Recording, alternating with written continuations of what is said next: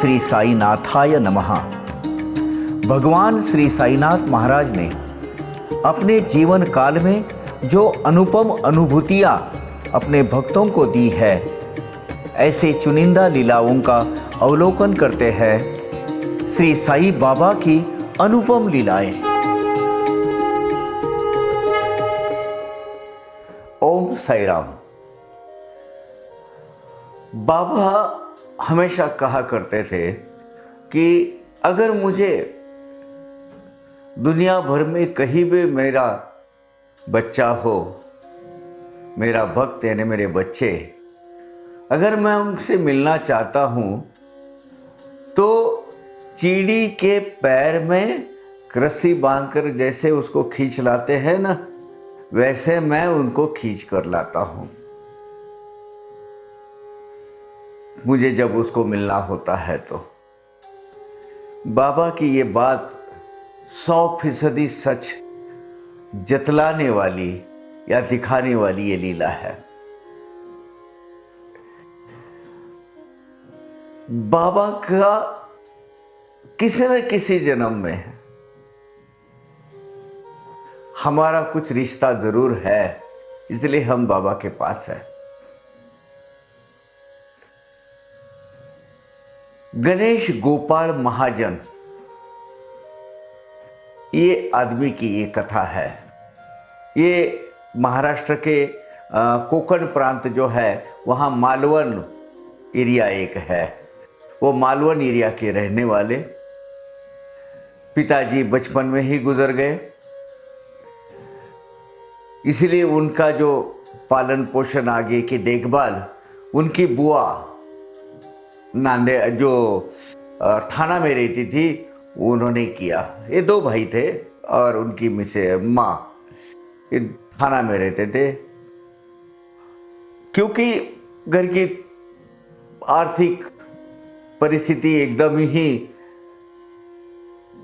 बहुत खराब थी, गरीबी के दिन थे, ये ज़्यादा पढ़ भी नहीं पाए। जितना कुछ पढ़ पाए वो ओहदे पर, वो हिसाब से उनको बम्बई में खटावजी माखन जी कपड़ों की मिल थी। अब इसका रेफरेंस आगे आएगा। खटावजी माखन जी मिल बतौर एक कुछ हैसियत से वहाँ लग गए। टेक्निकल असिस्टेंट, टेक्नीशियन को एक असिस्टेंट करके वो वहाँ लग गए। तबीयत बहुत खराब रहती थी, जेड़े थोड़े से अशक्त दुबले थे ये, तो बार बार बीमार गिरते थे।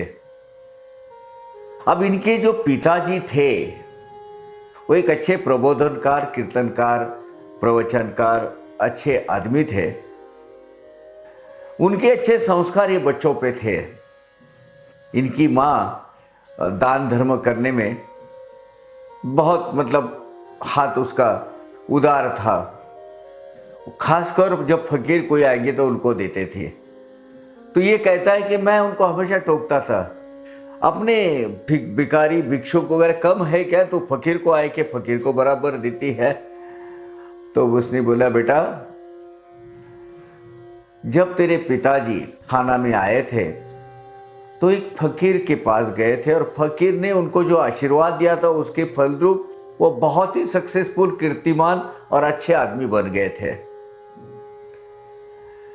तो इसलिए मुझे ज्यादा लगाव है। अब ये कौन फकीर क्या, इसका कोई उल्लेख इसमें है ही नहीं।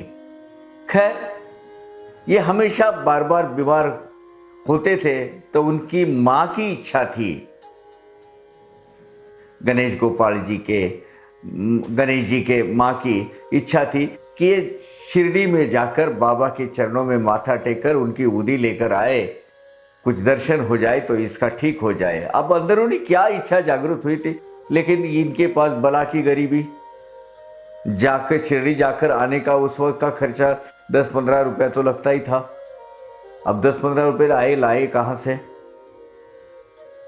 खैर बोले अगर बाबा बुलाएंगे, कभी जाना होगा, कभी पैसा इकट्ठा होगा तो सोचेंगे। इतने में वही समय उनका भाई, छोटा भाई, वो बीमार हो गया। अब उस वक्त क्या था कि थाना में इर्द गिर्द में प्लेग, इसकी ये जो उसका प्रादुर्भाव ज़्यादा ही बढ़ गया था और धीरे धीरे धीरे ये सब फैलते जा रहा था। इसी वक्त इनके भाई को बुखार आना चालू हो गया और गर्दन के पास थोड़ा सा एक ग्रंथि आ गई। अब सामने एक मिशनरी, क्रिश्चियन मिशनरी लोगों का एक अस्पताल था। वहाँ के डॉक्टर बड़े बहुत ही मशहूर और सेवाभावी थे। उनके पास से वो दवा चालू कर दिया। उनके असिस्टेंट थे एक डॉक्टर पारसी, वो भी बड़े प्रेम भाव से सबका मन जीत लेते थे। तो उन्होंने भी बोला यार इनको प्लेग नज़र आ रहा है मुझे। और प्लेग तो देखिए उस वक्त ऐसी थी, जानलेवा बीमारी थी वो। एक कहीं जॉइंट पर एक ऐसी छोटी सी ग्रंथि आ जाती थी, वो फूलती थी, वो फट जाती थी, आदमी बस चंद दिनों का मेहमान रहता था। वो दवा दारू वगैरह किया उन्होंने, वो जो भी देते थे, क्योंकि कई बड़े डॉक्टर के पास जाके एडमिट वगैरह करने की तो हैसियत थी नहीं। बहुत चिंता होने लगी गणेश जी को। उन्होंने कहा माँ मैं दादर में मेरे ऑफिस में जाता हूँ, मिल में मेरे वरिष्ठ को कहता हूँ कि ऐसे ऐसा भाई बीमार है तो मुझे रजा दीजिएगा, लीव दीजिएगा और मैं वापस आता हूँ। हुआ यूँ, जब वो ये करने के लिए दादर स्टेशन गए, अपने वो खटाव जी माखन जी मिल में गए, वहां इस मिल के मैनेजर सेक्रेटरी कौन थे पता है? भक्त श्रेष्ठ रामचंद्र आत्माराम जी तरखड़, बाबा साहब तरखड़। साई भक्ति के और साई दरबार का इतिहास है, उसका एक माइलस्टोन है ये फैमिली। साई सच्चरित्र के 90वें अध्याय में इनका पूरा ब्यौरा आया है और बहुत सारे और दूसरे भी उनके अनुभव पैरेलल जो साहित्य प्रकाशित हुआ है। उस वक्त साई लीला के एक बार संपादक भी थे, कोश साई संस्थान के 2-3 सेक्रेटरी थे, खजांची थे, बहुत कुछ काम किया है इन्होंने। इनका लड़का, उसकी भी कथा वो जो 90वें अध्याय में आई हुई है। तो ये फैमिली शिरडी जा रही थी और शिरडी से खत आया था बाबा की तरफ से कि जो कुआं है, कुआं पर जो लगा हुआ एक पंप है, अब डीजल का पंप होना चाहिए, इलेक्ट्रिसिटी तो थी नहीं उस वक्त। तो डीजल पंप खराब हो गया है, किसी मैकेनिक को भेजने की कोशिश करें आप। मैंने तो ठीक है, किसी मैकेनिक को अगर भेजे तो बहुत अच्छा। ऐसा खत बाबा साहब को आया था। तो बाबा साहब ने वामन राव विठोबा इंजीनियर थे, इनको बोला कि आप जाओ, आप मैकेनिकल इंजीनियर हो, वो जरा चेक करके वापस आ जाओ। तो वो भी साथ में थे। अब ये 4-5-6 लोग जो थे, यानी तरखड़ साहब की फैमिली, माँ जी सीता देवी तरखड़ जी और ज्योतिन्द्र तरखड़ उनका लड़का और 1-2 आदमी, और ये वामन राव विठोबा जी इंजीनियर, ये सब लोग जाने वाले थे दादर से। और ये लड़के को साहब ने, मैंने मैनेजर साहब अपने तरखड़ साहब ने कहा बाजार से फल फूल हार वगैरह सब नारियल वगैरह लेकर, तेरा एक काम है, तू दादर में वो पहुंचा दे गाड़ी के पास, मैं वहां रहूंगा। ये अपना दादर मार्केट में, फुल मार्केट में गया, सब ले लिया साथ में और वहां जाके बैठ गया। वहां जाके देने के लिए उसकी साहब है, मैनेजर साहब ने कहा है, मैनेजर साहब भी वहां खड़े थे। अब देखिए अजब लीला बसाई बाबा की। वो जो 5-6 टिकट थे उसमें एक आदमी जो बांद्रा से आने वाला था वो कैंसिल हो गया। और बाबा साहब तरखड़ ने इस गणेश को पूछा कि भाई ए छोकरे, तू जाता है कि शिरडी? एक टिकट खाली है, कोई नहीं है। देखो बोले अंधा मांगता है एक और भगवान देता दो। अंधा मांगता है एक आंख और भगवान देता है दो आंख। फुला तो सब आया है लड़का। अब घर से बोलकर क्या है, मैं वापस जाता हूँ, भाई बीमार है। यहाँ ये अपॉर्चुनिटी आई है, ये संधि आई है कि अपने को शिरडी जाने मिल रहा है। हाँ बोले मैं जाता हूँ।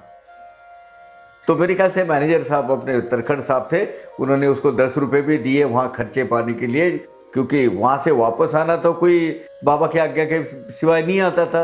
बाकी सब फैमिली के साथ में ज्योतिन्द्र जी तरखड़, सीता देवी तरखड़, अपने इंजीनियर साहब और बाकी के सब लोग बैठ के, उसके साथ ये लड़का भी बैठा। लेकिन उसको चिंता होने लगी कि अब भाई बीमार है, घर में प्लेग से पीड़ित है, उसका क्या होगा। फिर उसको याद आया, माँ ने कहा है अरे तू और मैं क्या करने वाले हैं, संभालने वाले शिरडी साईं बाबा परमेश्वर है, वो दवा तो अपन दे ही रहे हैं, ठीक हो जाएगा, उनकी कृपा अगर होगी तो अवश्य उसको फर्क पड़ जाएगा। अब घर में उन्होंने मैनेजर साहब को कहा कि सर साहब मैं ऐसे ही जा रहा हूँ। इवन उन्होंने जो कोट पहना था वो भी ऑफिस में टांग कर आए थे, बस धोती और अपना शर्ट और टोपी इसके ऊपर ही वो गए। अब बोले घर में मेरा उतना मैसेज देना कि मैं जा रहा हूँ साथ में, अगर दे हो सका तो। एक दिल में आ गया कि थाना में उतर जाऊं, भाई बीमार है और मैं दर्शन को जाऊं, ये उचित नहीं लगता है। फिर उसको याद आया, नहीं माँ ने कहा है तू बाबा के मत्था टेक के आ जा, बाबा भाई का दर्शन कर, भाई का जो संरक्षण है वो रक्षण करते, अपने पालनहार तो साईं बाबा है। उतने में उसको वही गाड़ी से थाना में उतरने वाला उनका एक पहचानत का आदमी मिला। उसने घर को मैसेज भेजा कि मैं ऐसे ऐसे शिरडी जा रहा हूँ। उसने घर को मैसेज दिया, माँ जी को बड़ा आनंद हो गया, अरे भाई देखो अपनी हैसियत नहीं है लेकिन बाबा ने बुला लिया। वहाँ से वो शिरडी पहुँचे। शिरडी में वो बहुत अच्छी तरह से वो उन्होंने जो पंप वगैरह दुरुस्त करने का था वो दुरुस्त कर दिया, पंप चालू कर दिया।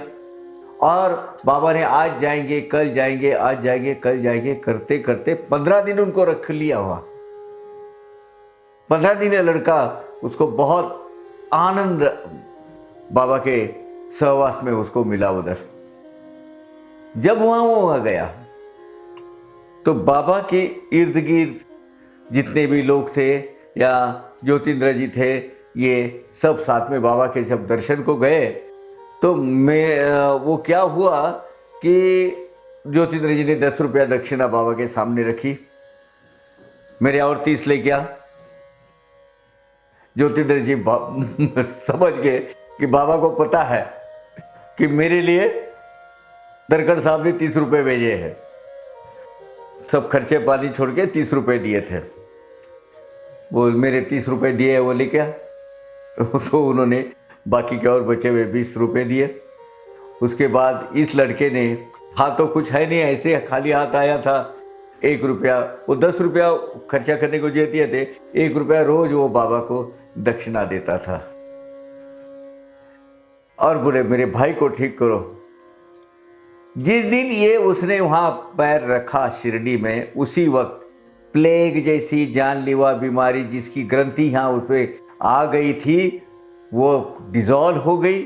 उसको वो प्लेग सब खत्म हो गया और बाबा ने उसका चिंता मत करे, बोले तेरा भाई बहुत अच्छा है। एक दिन जब ये लड़का बाबा के पास उधर सामने बैठा था तो उसने हमेशा की तरह अपना 1 रुपया बाबा को दक्षिणा दी। तो बाबा ने बोला मुझे 4 पावली चाहिए, 4 पावली, 1 पावली यानी 4 आना, मुझे ये 1 रुपया नहीं चाहिए। हालांकि 1 रुपया नहीं 4 पावली 4 हिस्से ना, 4 आने 4 हिस्से, 16 आने का 1 रुपया रहता था उस वक्त, ये डिनोमिनेशन थे करेंसी के। बाबा ने नहीं, वो इनकार कर दिया, बोले नहीं मुझे 4 पावली दे दो। ये गया गांव में कहीं जाके चेक करने को कि कहीं मुझे मिलती है क्या, तो फिर उसको जो तो 4 पावली मिल गई छूटा और वो बाबा को दे दिया उन्होंने। अब ये लड़के के दिल में आया कि मुझे बाबा ने कुछ ऐसा मंत्र देना चाहिए या कुछ ऐसा गुरु मंत्र होना चाहिए, मुझे किसकी एक उपासना, एक आराधना मुझे लगनी चाहिए। चूँकि हमारे घर में हनुमान जी की उपासना होती है, तो बाबा तो मुझे हनुमान स्वरूप ही लगते हैं, तो मुझे मिलना चाहिए। अब जब वो वहाँ गए, मुझे ऐसा उसके दिल में आया, सब गए, तो बाबा की जगह उसको भगवान शंकर के दर्शन होने लगे। वो बार बार अपने मन पटल पर बाबा की जगह भगवान विष्णु की मतलब वो मूर्ति ला रहा था, लेकिन नहीं, उसको भगवान शंकर ही नजर आ रहे थे। उसको लगा था कि मुझे कुछ ना कुछ ऐसी उपासना के लिए मंत्र बाबा ने देना चाहिए। तो बाजू वाला एक आदमी खड़ा था, वो उसको बाबा बोले, हाँ, श्री राम जय राम, राम श्री राम जय राम, ऐसा हमेशा कहा कर। ये समझ गया, मुझे बाबा ने इसके थ्रू मुझे ही बोला है, क्योंकि मेरे दिमाग में ये आया था, मेरे दिल में आया था कि ये मुझे कुछ उपासना का मंत्र बोलना चाहिए। तो श्री राम मंत्र ये मुझे बाबा ने ही दिया है। अब 1 दिन हो गए, 2 दिन हो गए, बाबा ने लगभग 14 दिन तक जाने की इजाजत नहीं। 15वें दिन 2 वीक के बाद उनको बोले, हाँ तुमको जाना है। अब इधर माता जी इनकी जो है गणेश जी की, गणेश गोपाल महाजन, सामंताची वाड़ी, सामंत की वाड़ी करके है थाना में एक इलाका, वहाँ के रहने वाले थे वो। तो वो उसको आश्चर्य, ये चिंता होने लगी। साथ में इसका भाई का क्या है, कैसा क्या हालत है, इसको भी पता नहीं, क्योंकि यातायात या कम्युनिकेशन के साधन तो कुछ रहते नहीं थे उस वक्त। खत भी भेजो तो 5वें 6वें दिन मिल जाता था। बाबा ने जो तो परमिशन दे दी। जब वो उधर प्रार्थना की कर रही थी उनकी माताजी के लड़के को आने दो, उसी वक्त रात में बाबा सपने में गए, बोले, क्यों चिंता करते हो, ये लड़का ठीक हो गया है, हाँ वो कल सवेरे आ जाएगा तेरे पास, कल सवेरे यहाँ आ रहा है। ये लड़का उधर से निकल चुका था। दूसरे दिन वहाँ घर में पहुँचा, बोला बाबा ने कहा है तेरा भाई सब ठीक हो, सब ठीक है वहाँ, चिंता मत कर। और उन्होंने ऐसे ऐसा मुझे अनुग्रहित किया, मुझे श्री राम मंत्र दिया, ऐसी सी घटना हुई। ठीक दूसरे या तीसरे दिन उनके वो एरिया में चौंडे महाराज करके बहुत बड़े अधिकारी व्यक्ति अध्यात्म मार्ग के वो आए, और उन्होंने उनको श्री राम भक्ति की उपासना दे दी। बाबा को पता था इसमें इसको श्री राम भक्ति को और भक्ति मार्ग को लगाना है। वो बुद्धि पर उतना इतना विश्वास इस फैमिली का बढ़ गया कि जब भी कुछ हो, कोई दवा पानी दरो नहीं करते थे, पहले बाबा की उदी लगाते थे और वो स्वस्थ चित्त रहते थे। बाबा को अगर अपने आदमी को बुलाना है, किस तरह से बुलाते हैं, इसका ये जीता जागता उदाहरण है। वो आदमी की हैसियत नहीं थी शिरडी जाने की, पैसा तो था ही नहीं, लेकिन देखो एक आदमी आया नहीं, तरखट जी ने टिकट निकाले थे, यही लड़का उनके फैक्ट्री में बतौर एक सामान्य असिस्टेंट के रूप में, टेक्निकल असिस्टेंट के रूप में काम करता था। उसी को ये वहाँ फूल हार वगैरह सब देने की जिम्मेवारी दी गई, और वो साथ में निकल भी गया। वहाँ बाबा के पास 15 दिन रहा और वापस आया, साथ में दिव्य अनुभूति बाबा की वो बटोर कर लाया। साईं भक्तों, हम कौन होते हैं साईं की भक्ति करने वाले हैं? ये तो बाबा है कि जो हमको चुनते हैं, अपने चरणों में जगह देते हैं, आश्रय देते हैं। बस हमें यही प्रार्थना करना है, हे प्रभु, हे भगवान साईनाथ, हमें अपने चरणों में जगह दीजिए, आपके चरणों से हमें दूर मत कीजिएगा। हम आपके हैं और आपके ही रहना चाहते हैं, बस अपना बना के रखिएगा प्रभु। ओम साई राम। अवघा रंग एक झाला, अवघा रंग एक झाला, रंगी रंगला श्रीरंग, रंगला श्रीरंग रंगला श्रीरंग अवघा रंग एक झाला अवघा रंग एक झाला।